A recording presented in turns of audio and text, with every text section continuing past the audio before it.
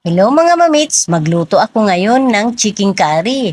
Sabi kasi ng anak ko, matagal na daw akong hindi nagluluto ng chicken curry. Kaya eto, nagluto ako. Lagyan na tayo ng bawang, sibuyas, luya. Lalagyan na natin yung manok.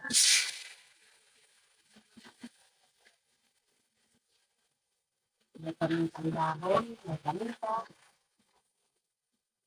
Lalagyan na tayo ng pangalawang gata.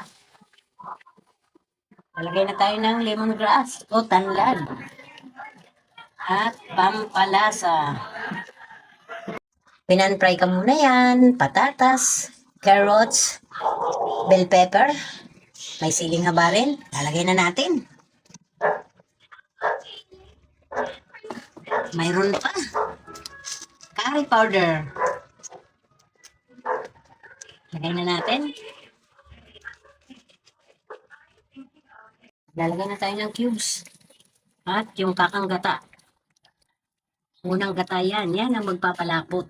At magpapa-creamy. Creamy yarn. Creamy yan. Sarap yan. Ihayaan muna natin kumulo. Wow, luto na ang chicken curry.